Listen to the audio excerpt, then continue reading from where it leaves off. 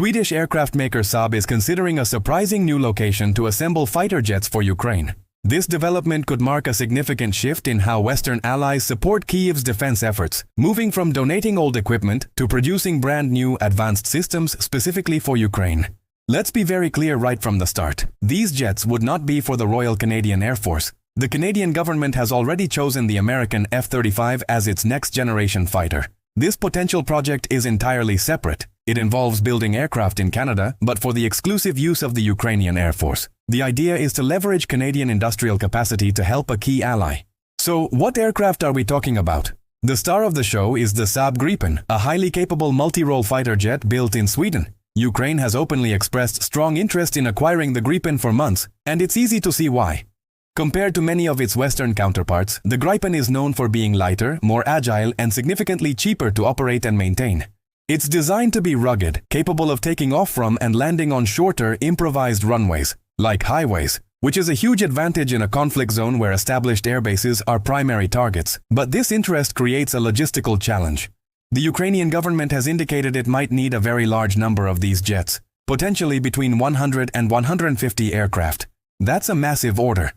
For a company like Saab, fulfilling such a demand would strain its existing production lines in Sweden. Simply put, Sweden alone may not be able to build that many Gripens fast enough to meet Ukraine's urgent needs on the battlefield. This is the core problem that needs a creative solution. And this is where Canada enters the picture. Saab is actively exploring Canada as a potential site for a new assembly line. Why Canada? There are two main reasons. First, Canada has a well-established and highly skilled aerospace industry, concentrated in regions like Quebec and Ontario. The country already builds components for major global players like Boeing and Airbus.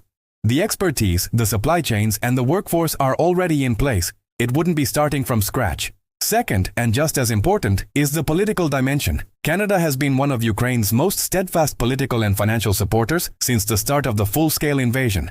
Aligning its industrial base with its foreign policy commitments makes perfect sense.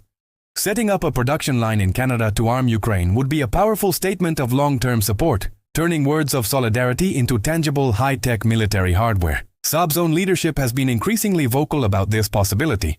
The company's CEO, Mikael Johansson, has stated that if Ukraine confirms a large order for the Gripen, the company will absolutely need to expand its production capacity beyond its current facilities in Sweden and a partner facility in Brazil. He specifically mentioned that setting up a final assembly line in a partner country would be a necessary step to meet the required delivery schedule. This isn't just speculation, it's a strategic consideration at the highest levels of the company. Again, it's crucial to distinguish this from Canada's own fighter jet program.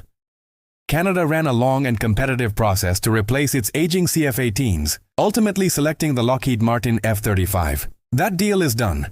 The Gripen was a competitor in that race, but it was not chosen. So, this new proposal isn't about reopening that decision. It's a completely separate initiative, building jets in Canada, but for Ukraine. What would this mean for Canada? The economic benefits could be substantial. It would mean high-skilled jobs and significant contracts for the Canadian aerospace sector, providing a major boost to the industry. It would integrate Canadian suppliers into a new global defense project. But perhaps more importantly, it would demonstrate that Canada's support for Ukraine goes beyond financial aid and donating surplus equipment. It would position Canada as a key industrial partner in the defense of a sovereign nation, actively producing the tools needed for victory. This story also points to a much bigger strategic shift. For the past 2 years, much of the military aid sent to Ukraine has consisted of older Soviet-era or surplus Western equipment drawn from existing stockpiles. While vital, these stockpiles are finite. This move by Saab and the potential involvement of Canada signals a new phase. The West is now seriously planning for the long-term production of new advanced equipment specifically for Ukraine's needs. It's a transition from aid to a genuine war-footing industrial partnership. However, we need to inject a dose of caution here. This is not a signed deal. It is still a proposal, an exploration of possibilities. A number of major hurdles remain. First and foremost is funding. 100 or more advanced fighter jets represent a multi-billion-dollar investment. The money would need to be secured, likely from an international coalition of Ukraine's allies. Second, the project would require firm government approvals from Sweden, Canada, and potentially others. These are complex political and logistical negotiations that are still in their early stages. So, to wrap it all up, what we're looking at is a fascinating international collaboration. Sweden could design the jet. Canada could help build the jet. and Ukraine would fly the jet in defense of its skies.